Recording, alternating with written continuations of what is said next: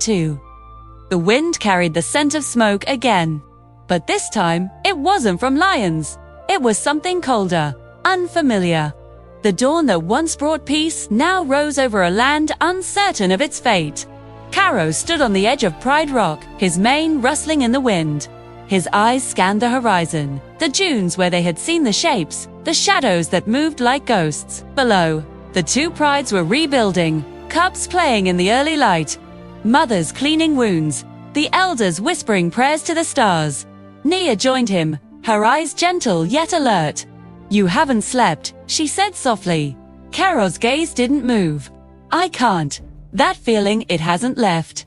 She stepped closer. "The war is over, Caro."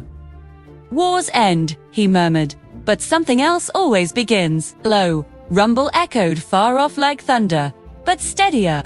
The ground quivered beneath their paws. Nia's eyes widened. "It's them again, isn't it?" Caro said nothing, only leapt down from the rock, calling for Raho, "Gather the hunters. I want eyes on those dunes." The pride obeyed, their unity now instinctive, born from shared pain. Raho led a group of lions toward the ridge while Nia stayed behind, watching over the cubs. But her heart wouldn't rest. Hours passed. The sun climbed higher. Then came the roar, not of lions, but something deeper, stranger. Rojo's voice carried through the air. "Caro, you need to see this." Caro raced toward the dunes, sand burning beneath his paws. When he reached the ridge, his breath caught. Below them, moving through the desert, were enormous shapes of metal and fire. Machines unlike anything the savannah had ever seen. Their sound drowned out the wind. Behind them walked men, clothed in strange skins, carrying long sticks that glittered in the light.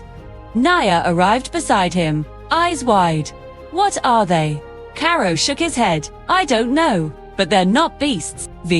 The humans set up camp near the watering hole, their watering hole. One of the machines belched smoke that spread across the grasslands. Birds fled the trees. Even the elephants trumpeted and retreated into the forests. Raho growled, "They're poisoning the land." Caro's voice was low but steady. "We'll warn them. We'll make them leave." That night, under the moonlight, Caro led a small group, Nia, Raho, and 2 hunters. They crept close to the camp. Firelight flickered on strange objects. The men laughed, their voices harsh. The lions could smell food, roasted meat, not of any creature they knew. Then, a sharp crack split the air. One of the lions stumbled back, roaring in pain. Blood hit the sand. The humans shouted. More cracks, more light. The lions fled, hearts pounding. Back at the den, Nia's voice shook. "We can't fight that. Whatever those things are, they kill from a distance." Caro stared into the flames. "Everything bleeds, everything breaks. We'll find a way." Days passed.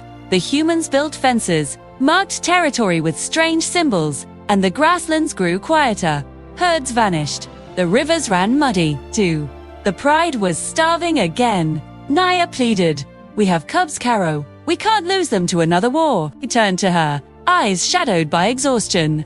"If we let them take everything, there'll be nothing left for anyone.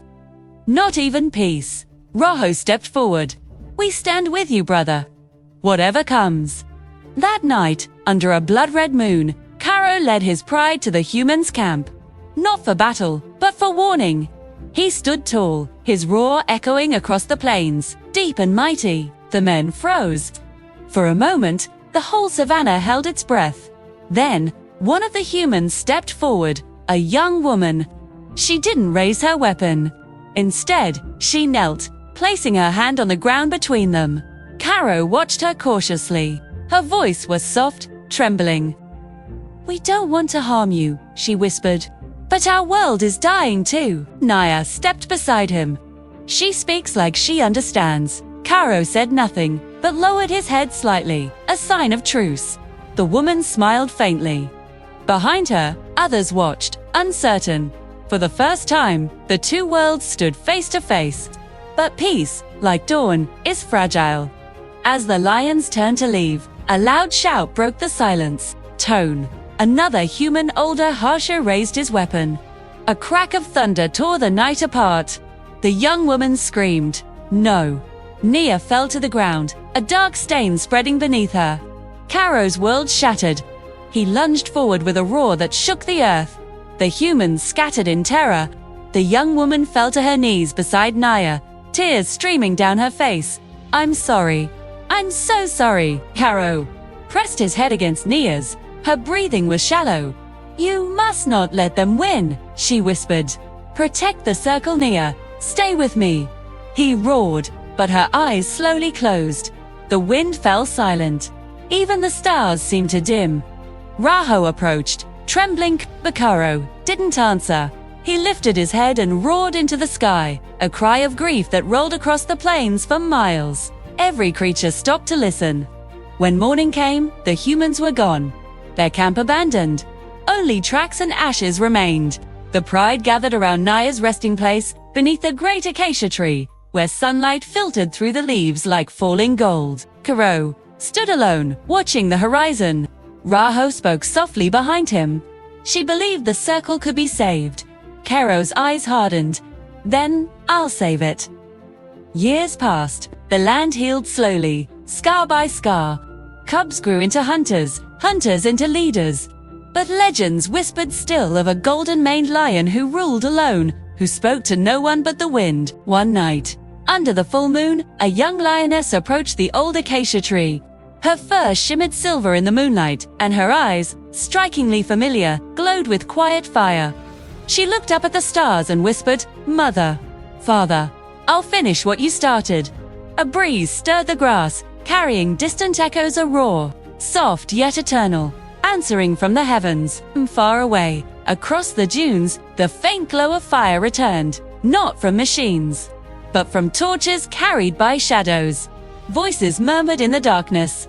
They think the lions are gone. Then they'll never see what's coming next.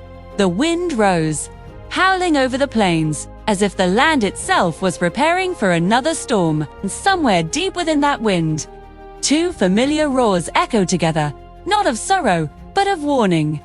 The circle was not broken. It was turning again. The legacy of Nia and Caro continues.